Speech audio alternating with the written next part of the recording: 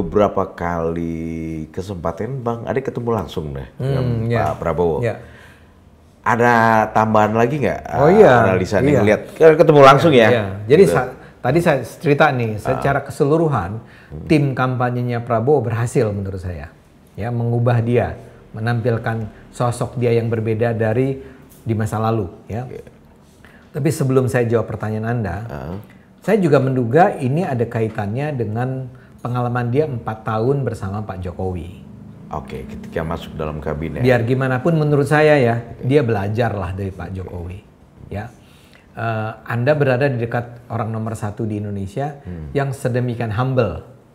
Ya, sedemikian humble ya, presiden yang paling humble gitu ya. Paling humble lah, Jokowi jelas lah. Ya, apakah Jokowi juga bilang ke Prabowo, nih belajar dari saya lah gayanya, bisa juga kan? Tapi poin saya adalah mungkin ada faktor-faktor itu yang menyebabkan dia tampil dengan cara yang berbeda. Tapi dari luar kan saya melihatnya kan dari jauh. Nah, pas ketemu. Ketika itu saya udah bilang, ini nih emang bangsat nih grupnya nih. Tim bangsat tuh bahasa anak sekarang tuh tidak berarti negatif ya. Oke aja itu. Oke aja. Keren lah ini. Si tim komunikasi ini keren, dia bisa mengubah Pak Prabowo. Sampai kemudian terjadilah kejadian pertama saya bertemu langsung dengan Pak Prabowo itu adalah pada saat Prabowo datang ke PSI. Nah itu gimana? Ini ceritanya sebenarnya. Saya emang ngeliat kita di sini ngeliatin deh, Bang Ade mana deh ya gitu. dari rekaman ya. Iya. Jadi sebetulnya waktu itu event PSI pun DPP itu agak khawatir sama saya karena saya terkenal orang yang nyerang berseberangan lah. Dan saya nggak pernah punya masalah untuk mengatakan kita nggak bisa nih dukung Prabowo kalau Prabowo kayak begini. Ya. Jadi ketika tiba-tiba dia datang, ya praktis bisa disebut tiba-tiba karena nggak dari minggu sebelumnya udah disebut akan datang nih Pak Prabowo, nggak ada kepastian. Nggak ada kepastian itu, bahkan nggak ada mungkin di elit partai ya, tapi kan saya tuh anggota aja kan. Cuman barangkali dianggap saya itu penting untuk hadir. Jadi saya ditelepon oleh Grace Natali. Kata Grace, Bang Ade besok Prabowo akan datang. Bang Ade bisa datang nggak? Kalau enggak juga nggak apa-apa. Jadi kalimat dia tuh. Jadi Grace masih menimbang-nimbang perasaan Bang Ade lah kira-kira. Menimbang-nimbang perasaan saya. Okay. Jadi kalau Bang Ade merasa tidak nyaman nggak usah. Kalau saya bilang ada orang mau datang kan. Dan bayangin dia itu orang dengan tingkat elektabilitas tertinggi kan, ya. Dia bersedia datang ke PSI yang partai kecil. Gerindra itu partai terbesar nomor 2 di Indonesia. Namu gitu ya. Namunya ke partai kecil. Konteks lebih jauhnya adalah sebelumnya PSI itu seperti istilah saya dilepeh oleh PDIP, dicuekin oleh PDIP.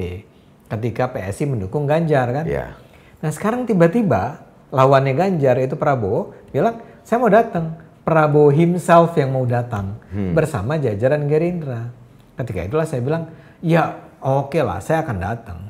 Kalau emang PSI minta saya datang. Jadilah saya datang tuh kan. Ya. Saya ditaruhnya di baris kedua nih. Jadi ya, itu ruang kecil bukan ruang besar ya. Jadi di antara DPP saya di belakang. Prabowo masuk. Duduk di depan bersama Tony, Raja Juli Antoni, ada Grace Natali di depan. Mulailah saling memperkenalkan diri kan. Prabowo memperkenalkan kami datang dari tim kami nih ya. Ada siapa. Cukup lengkap lah itu. Cukup lengkap dan itu saya sendiri amazed ya. Gila nih yang datang tuh ada sekjennya, ada jagoan-jagoannya datang lah. Kemudian giliran PSI kan, terus diperkenalkan oleh Bang Ade di lapis kedua. Lapis kedua ketutup tuh sebetulnya, ya. Saya rasa sengaja itu ditaruh di lapis kedua supaya nggak terlalu. Masih nimbang-nimbang perasaan. Dan menimbang-nimbang perasaan Gerindra juga. Oh iya benar juga, oke. Bisa. Karena kan saya adalah orang yang mengecam Prabowo secara, buat saya kan secara terbuka. Terus ketika mulai diperkenalkan oleh kalau nggak salah yang perkenalkan tuh Bro Tony, Raja Juli Antoni kan. Ya kami di sini ada gitu ya. Baru sampai ke ada Isyana adalah sekjen waktu itu. Tiba-tiba Prabowo berhenti dan bilang, "Itu Ade Armando ya?" Dia menunjuk ke saya kan. Terus semua orang PSI, "Mampus lu, Dek." Terus kata oh iya saya suka nonton tuh video Anda tuh, kata dia. Oke. Ya. Terus dia bilang, nanti kita ketemu ya, ngobrol berdua. Langsung. Bang Ade, ketika Prabowo seperti itu, dalam pikiran tuh, ini ngapain? Betul, ada pertanyaan. Maksudnya apa nih? Ya kan kita pernah punya cerita-cerita masa lalu ya. Kan salah satu joke-nya adalah, nanti kalau Prabowo datang, mendingan kita duduknya di depan Prabowo langsung. Jadi kalau dia nimpuk handphone, kita bisa tangkep. Itu joke tolol sih. Dari samping nggak ketahuan, karena saking refleksnya. Kan pasti lemparnya ke depan kan. Dan itu HP baru pasti kan, dilempar. Itu gara-gara buat anak muda yang mungkin nggak kenal cerita masa lalu tuh, ceritanya dulu Pak Prabowo tuh sering dikenal kalau dia marah dia lempar HP kan. Nah, jadi betul ketika dia ngomong begitu, kita kan nggak tahu persis apa maksudnya kan. Ini maksudnya apa ya? Tapi orang udah ngeledek-ngeledek, mampus lu deh gitu kan. Bisik-bisik gitu ya. Bisik-bisik. Terus udah selesai kan. Selesai acara. Kan biasa dong ada ramah tamah. Saya nggak mau tuh mendekat ke situ kan karena siapa gue gitu kan untuk kesana. Tiba-tiba dipanggil. Saya nggak tahu apakah Prabowo-nya bilang bahwa mana Ade gitu, nggak gitu ya. Tapi yang jelas Tony bilang ke depan, Bang Ade ini mau ketemu Pak Prabowo. Saya ke depan lah ya. Oke. Saya mau nanya dulu, sorry saya potong sebelum adegan itu, pas ditunjuk itu, saya mau tahu apa yang di kepala Bang Ade. Itu yang saya bilang, saya terus terang nggak tahu. Artinya nggak tahu artinya apa? Nggak tahu artinya apa? Nggak bisa nebak nih, nggak bisa ngira-ngira. Ya kan kalau kita GR kita akan bilang dia menghargai saya. Tapi kan belum tentu begitu. Sebaliknya? Bisanya sebaliknya, dia sebenarnya sebel sama saya. Cuman dia nggak mungkin dong ngomong di depan orang kan. Ya. Tapi terus disuruh ke depan, salaman. Dan saya merasa, nah ketika itulah orang kalau ketemu langsung orang kan akan merasa bahwa he is sincere. Dia orang itu apa? Tulus. Orang itu memang menunjukkan sikap dia bukan karena dia berpura-pura. Itu terasa sama Bang Ade? Terasa. Ya Anda, saya nggak bisa jelasin kenapa terasa, tapi terasa kan. Jadi salaman, terus dia nempuk-nempuk. Terus dia bilang, bener loh, saya nonton loh video Anda. Menurut saya itu video bagus, Anda tuh sangat rasional, dia bilang ya. Cuman apakah ini cocok untuk masyarakat Indonesia? Belum tentu, dia bilang. Ya. Karena, jadi bukannya dia bayangin, saya bikin video yang bilang, kenapa kita jangan dukung Prabowo? Saya bikin video itu, judulnya itu, 6 alasan mengapa kita tidak mendukung Prabowo. Dan dia sama sekali tidak menunjukkan ketidaksukaan. Dia cuma bilang bahwa ini mungkin nggak cocok buat masyarakat sekarang. Ya, orang belum bisa terima. Kalau saya sih nggak apa-apa, saya nggak masalah, dia bilang. Terus dia salaman. Nah, ketika itulah saya mulai merasa bahwa this guy is sincere. Orang ini ya memang tulus, ingin menghargai saya. Dan saya kan tipenya kurang lebih sama dengan orang semacam itu. Kalau orang sejenis ini sebenarnya. Sejenis. Kalau orang mengkritik saya. Cuma di pulau yang berbeda. Di pulau yang berbeda, ya. Nah, ketika itu tapi yang paling puncaknya dia bilang, kalau saya boleh kasih nilai terhadap video-video Anda, saya akan kasih nilai dia berhenti sebentar 95. Ois. Kan semua teman-teman di sekitar gila ini ya. 95 loh Bang. Itu kan udah kayak A+ gitu ya. Iya, udah sempurna, hampir sempurna. Hampir sempurna. Nah, satu sisi dikasih angka 9,5 nyaris sempurna, tapi di satu sisi mungkin caranya belum tepat untuk masyarakat sekarang. Menurut Bang Ade, apa pemikirannya dari ucapan Pak Prabowo saat itu? Gini, saya sih kritik semacam itu kan lazim terdengar kan. Orang Indonesia belum siap dengan cara berpikir seterbuka Anda. Itu setuju nggak Bang Ade? Setuju, tapi saya sebagai seorang edukator, sebagai pendidik merasa bahwa ya orang harus dibiasakan untuk mendengar kritik-kritik semacam Bang Ade kayak gitu ya. Dan tapi, Bang Ade juga punya karakter juga sebenarnya. Punya karakter, tapi saya menerima itu sebagai sebuah kritik yang make sense saja, ya. Nah, tapi itu pertama kali. Kedua kali adalah ketika di Hambalang. Bayangkan di Hambalang, ya. Nih kawan muda makin seru nih. Di Hambalang. Hambalang tuh acara dia menerima SBY, ya. Itu sebenarnya acaranya SBY ini. tapi diundang. Dan lagi-lagi itu kembali saya harus memuji kehebatan timnya Gerindra. Kan gini, konteksnya nih kenapa saya bilang hebat. Semula ketika Demokrat meninggalkan koalisi perubahan yang adalah meninggalkan kan PKS, Nasdem. Karena sebelumnya ditinggalkan gitu. Ya, kan kasusnya iya. Ya buat penonton harus tahu nih. Jadi ketika itu PKS, Demokrat dan Nasdem itu satu koalisi. Mereka mendukung Anies, ya. Nah, semula harapannya adalah Anies dan AHY misalnya gitu kan. AHY kan anaknya Pak SBY dari Demokrat.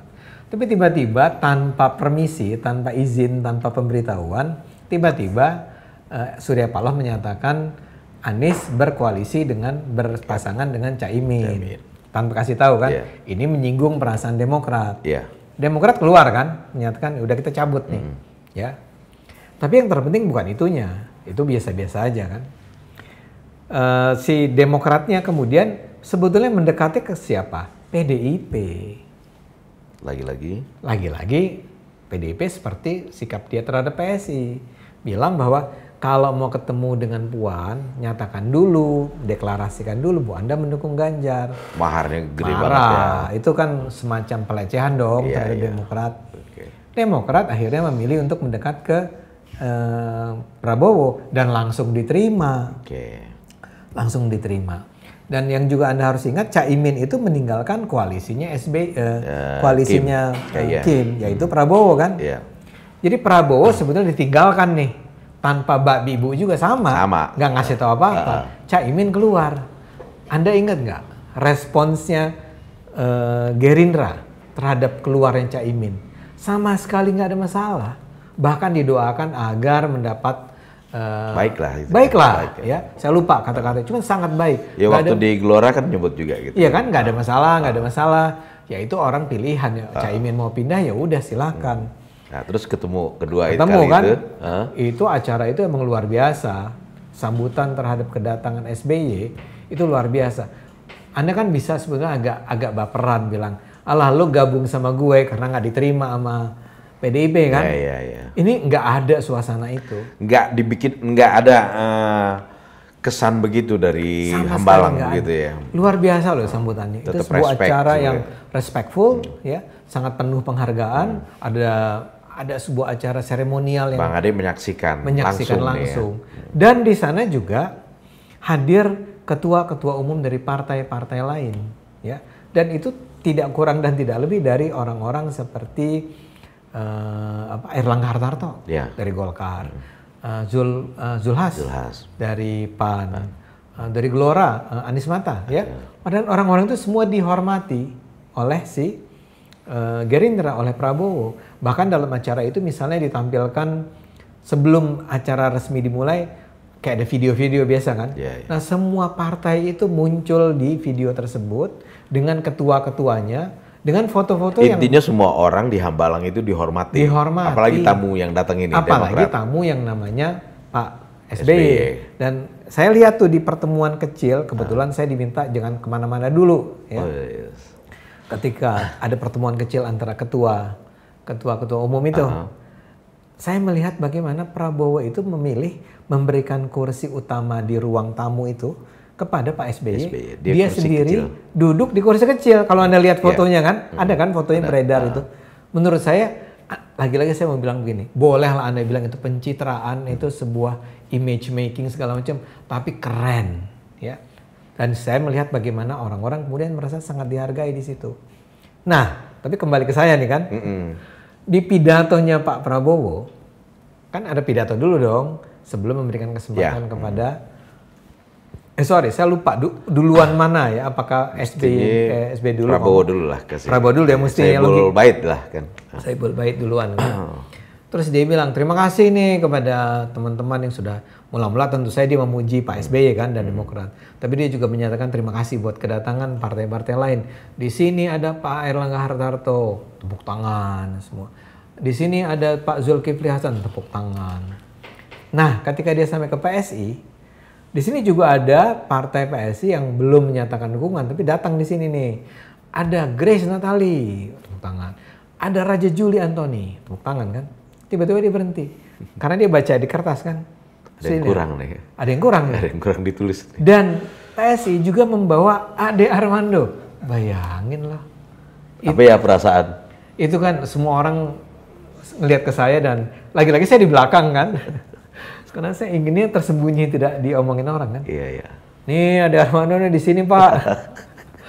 Tapi nggak merasa juga diadili di situ ya? Ya enggak lah. Justru enggak kan? Dia justru mengatakan di sini hadir Ade Armando.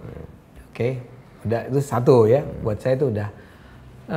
Anda boleh bilang saya GR atau apapun, tapi buat saya itu kan penghargaan yang luar biasa. Dan setelah selesai acara, biasa kan ramah tamah. Lagi-lagi saya duduk di tempat jauh gitu kan. Tiba-tiba ajudannya Pak Prabowo bilang, Pak Ade dipanggil oleh Bapak. Oh Bapak siapa sih? Bilang, Pak Prabowo. Jadi Bapak siapa? Oke. Ya saya nggak tahu dia ajudan siapa kan. Kan bisa aja Bapak siapapun kan. Saya dipanggil dan disitulah ternyata di situ dia sedang berjumpa dengan orang-orang PSI. Rupanya barangkali gini, ini PSI mana Ade Armandonya gitu. Kali ya, saya nggak tahu apa yang terjadi. Diundang lagi dan Anda tahu nggak cara dia menerima saya itu dengan luar biasa. Jadi saya datang dia gaya gini, muka apa orang kayak apa? Udah gitu ya. Kayak gua hajar lah. Gitu. Terus ketika, aduh Pak saya jangan dipukul Pak, saya bilang gitu. Oh enggak. Terus kita ngobrol dengan sangat menyenangkan, dengan sangat ramah, dengan sangat friendly, ya. Nah, ini semua nih, kalau saya gabung, Anda harusnya paham lah, kenapa saya kemudian nggak bisa lagi melihat Pak Prabowo dengan cara lama. Dan menurut saya, ini adalah sebuah cara berpolitik yang harusnya saat ini dikedepankan. Okay. Jadi dianya himself itu sudah. Ya saya nggak tahu ya, kalau orang bilang dia berpura-pura saja, jago banget ya berpura-puranya tuh. Terlalu jago. Sangat jago lah. Dengan karakter yang dulu seperti itu misalnya gitu. Dengan dibandingkan dengan 2014-2019. Orang bilang cuma Ade Armando ditepuk-tepuk aja langsung berubah. Well, saya mau bilang bahwa ya tadi saya bilang ada orang tadinya musuhan sama kita, terus dia mulai baik sama kita dan terus bilang memuji-muji saya. Ya saya punya dua cara, punya dua kemungkinan menganggap bahwa lu pura-pura aja atau pertanyaan saya kan gini, lu pura-pura juga buat apa sih? Ya, Anda kan bisa melepeh saya dan nggak peduli sama saya kan? Siapa sih saya? Tapi dia melakukannya. Itu logikanya kayak gitu ya, jelas. Kalau logika gitu. saya kayak gitu, buat apa saya harus curiga sama orang ini? Kalau Anda bilang Anda 100% percaya pada Pak Prabowo, saya nggak mau bilang iya, saya nggak akan bilang ya siapa sih. Saya sama Anda aja belum tentu saya percaya kan. Ya, kalau kita mau bilang bahwa jangan menerima orang 100% apa adanya karena selalu ada kemungkinan orang itu akan mencederai Anda, berbohong. Tapi saya ingin justru hidup dengan tadi berbahagia. Kenapa orang ini mungkin jahat, orang ini mungkin baik. Kenapa saya nggak gunakan yang kemungkinan yang satu bahwa orang ini baik? Dan saya hilang. Su'uzon aja langsung semuanya. Persis, kalau kita bicara dalam terminologi Islam, su'uzan usnuzon. Anda punya teman-teman di sini yang sangat Islami kan. Nah, saya mendingan berpikir dengan usnuzon kan, melihat dari kemungkinan dia baik. Ya, kenapa saya harus pikir kemungkinan dia jahat? Jadi sekarang saya masih tetap mengatakan, iya tapi Prabowo tetap dia punya dosa warisan yaitu dia pernah menculik dulu. Ya. Tapi saya juga di video saya menyatakan dia menculik ya. Tapi kalau soal tragedi Mei, saya menganggap dari apa yang saya pelajari, Prabowo tidak terlibat. Jadi saya tuh orang yang percaya pada apa yang dikatakan oleh Pramudi Anantatur. Bersikap adillah sejak pikiran. Ya, menurut saya kita harus bersikap adil terhadap Prabowo. Dia mungkin punya kesalahan, tapi ada hal-hal yang orang barangkali menyangka bahwa dia terlibat dalam kesalahan yang menurut saya tragedi Mei itu luar biasa besar. Apakah dia terlibat? Saya duga tidak. Jadi Bang Ade memang memegang cara berpikir dari pikiran kita harus fair. Harus adil. Harus adil. Nah itu menyangkut ini juga soal pandangan Bang Ade ya. Pandangan politik Bang Ade gitu apakah isu-isu apa sekarang yang lebih mendekati pandangan politik Bang Ade ke Prabowo Subianto sekarang? Isu-isu apa maksudnya gimana? Hal-hal, mungkin langkah atau apapun gitu kan? Cara, Ya. Bang Ade. Cara, Cara, uh, Prabowo misalnya sekarang kan berada di kabinet juga atau sebelumnya. Ya, gitu. Ya. Satu, menurut saya, kalau saya ditanya mana yang lebih mungkin untuk melanjutkan legasinya Pak Jokowi di antara 3 calon presiden yang ada, saya justru sekarang ini, dan saya mungkin salah tentu saja, saya merasa saya lebih bisa percaya pada Prabowo. Dan kalau Anda tanya kenapa, saya akan katakan satu. Saya duga ya, Pak Jokowi akan membackup Prabowo seterusnya. Saya duga Pak Jokowi lebih comfortable untuk berada bersama Pak Prabowo. Karena? Dari semua sinyal yang ada, sign yang ada, ya. Pak Jokowi adalah orang yang menarik Prabowo ke dalam kabinetnya, dan dia sukses. Menurut saya, dulu saya termasuk orang yang bilang dengan nyinyir bilang, apaan sih ini Jokowi, ya. Tapi kalau sekarang 4 tahun kemudian saya ditanya, tadi kan kita harus adil. Ya terbukti memang selama 4 tahun terakhir, taruhlah kembali ke soal pluralisme intoleransi dan segala macam, nggak ada tuh ini muncul lagi. Jokowi bisa dengan mudah misalnya melarang FPI, melarang HTI, melakukan langkah-langkah keras terhadap kelompok-kelompok intoleran, dan tidak ada perlawanan yang menurut saya berarti. Dan itu antara lain menurut saya karena ya kelompok-kelompok tersebut sudah tidak lagi punya akses kekuasaan, bukan akses, tidak lagi punya peluang, tidak punya resources. Dan itu antara lain karena mereka sudah tidak lagi berada di dalam lindungannya Pak Prabowo. Karena apa mungkin ke pergerakan Pak Prabowo itu udah posisinya udah di tengah, nggak di kanan nasionalis atau? Betul. Ya, saya setuju.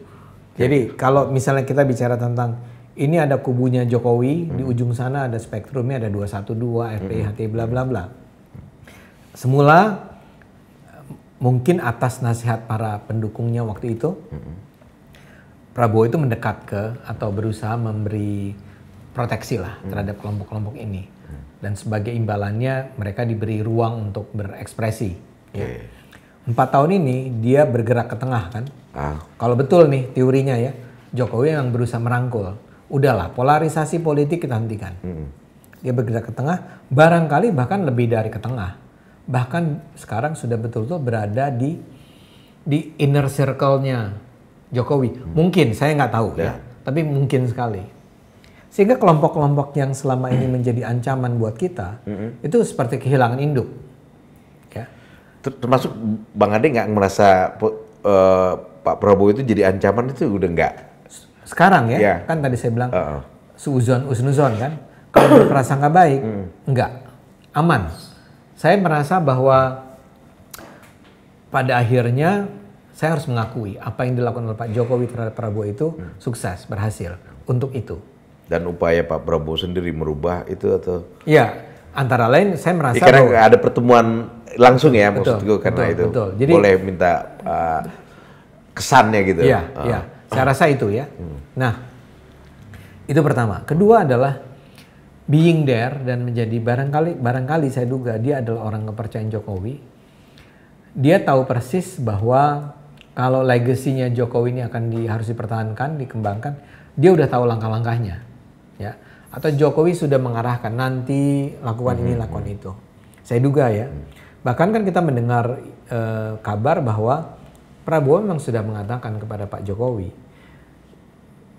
kalau nanti akhirnya Prabowo terpilih, dia akan melibatkan Jokowi dalam penentuan kabinet, dalam pembentukan kebijakan mereka, ya. Bahkan ada cerita bahwa Pak Jokowi diserahkan untuk kamu deh, bukan kamu Pak Jokowi lah yang menentukan siapa susunan kabinet, kecuali untuk posisi Menteri Pertahanan dan Menteri Keuangan. Itu isu yang sudah banyak kita dengar. Jadi sejauh itu tuh kepercayaannya Prabowo kepada Jokowi.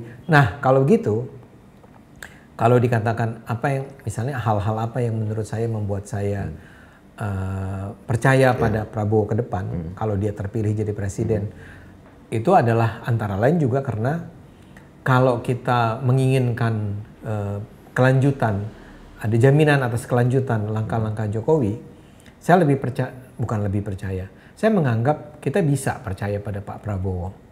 Bisa ya. Tapi lagi-lagi ini kan dilihatnya dari luar ya, dengan asumsi-asumsi yang tadi sudah saya sampaikan. Ini ada pertanyaan juga nih, kepikiran juga. Apakah ada faktor pentrigger ya, Bang Ade kayaknya mulus gitu ke melihat Pak Prabowo seperti itu? Apakah ada faktor kemandekan, misalnya PSI itu dilepehin begitu aja oleh PDIP gitu? Ada faktor itu nggak sih sebenarnya? Pasti ada. Pasti gitu ya. Sampai sejauh apa gitu, Bang? Iya, jadi gini. Jadi seperti semesta itu membuat saya akhirnya memang terpaksa akhirnya memilih, bukan terpaksa. Itu kemanusiawiannya, kira-kira? Iya, prosesnya sebetulnya normal. Artinya gini, normal itu maksudnya begini. Bayangkan, semula saya adalah pendukung garis kerasnya Ganjar kan. PDIP adalah partai pendukung Ganjar. PSI. Saya dan PSI adalah jauh sebelum PDIP menyatakan, mendeklarasikan Ganjar sebagai capresnya PDIP. Kami sudah jauh lebih awal menyatakan kami mendukung Ganjar. Ketika itu tidak terpikir tentang Prabowo. Kalau Anda lihat video-video saya tahun 2022, awal 2023, saya selalu mengatakan pilihan terbaik adalah mendukung Ganjar. Tapi kemudian kita pertama melihat ada keraguan di dalam tubuh PDIP sendiri mengenai Ganjar. Ya. Untuk waktu yang lama mereka tetap berharap lama kan. Jadi kami aja dulu mendukung Pak Ganjar itu September 2022. Nggak dapat tuh dukungan. Itu sebelum Pak Jokowi nyebutin penerusnya Umbadan, bukan? Oh, saya nggak tahu persis tuh. Kalau dilihat urut-urutannya ya. Kita tahu juga Pak Jokowi itu dulu aslinya adalah pendukung Ganjar. Itu bisa dikonfirmasi pada banyak orang. Termasuk saya sendiri mendengar. 2022 tuh ya. 2023 semakin PSI dilepeh tadi. Jadi kami sudah mengajukan, tapi kami dibilang nggak tahu tata krama lah gitu ya. Saya sendiri, seperti Anda ketahui, saya itu bukan orang yang akan milih-milih kalau nanti dia tersinggung gitu. Enggak, saya harus menyatakan. Saya harus menyatakan bahwa PDIP itu jadi beban buat Pak Ganjar. Ya. Dan salah satu yang terpenting adalah rupanya ketika saya mengatakan bahwa kasus sepak bola Piala Dunia. Saya mengkritik ya. Dan saya menganggap ketika itu betul-betul Ganjar itu dikorbankan oleh PDIP. Itu kan keputusan PDIP untuk menolak tim Israel. Kenapa bukan misalnya Pak Hasto yang ngomong? Kenapa harus Pak Ganjar yang adalah seorang gubernur? Kan bukan siapa-siapa, tanda petik waktu konteksnya itu. Dia belum menjadi capres ya. Terus juga soal kontrak politik, juga soal partai penyebutan petugas partai. Jadi hal-hal semacam itu membuat rupanya PDIP semakin lama semakin marah sama PSI dan semakin diabaikan. Dan jadi ketika itu kami sudah sampai tahap di mana kami mengatakan kita nggak dukung siapa-siapa aja deh. Nggak dukung siapa-siapa aja. Artinya Ganjar enggak, Prabowo juga enggak, apalagi Anies kan. Ya. Jadi cara pandang saya memberi perhatian ketika itu kepada Prabowo seperlunya. Tapi ketika itu sudah mulai kelihatan Prabowo ini memang hebat ya, timnya maksud saya. Dia berubah ya. Nggak ada tuh cara-cara PDIP itu terlihat di kubunya Gerindra ya. Sehingga ketika itu sudah ada tuh simpati lah. Paling tidak kan gini. Ada orang berusaha berbuat baik. Anda mungkin aja menganggap bahwa ini pencitraan. Tapi kan kita harus hargai dong bahwa dia sudah melakukan upaya untuk mengubah diri. Iya, tapi kita lihat juga PSI itu kayak lebih mesra ke Hambalang gitu kan belakangan ini.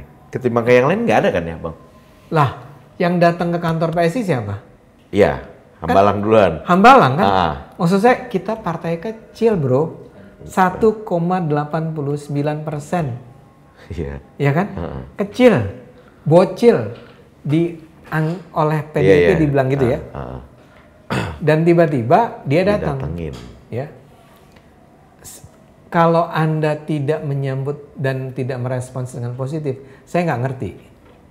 Artinya maksud saya, ya fair aja lah, normal aja lah.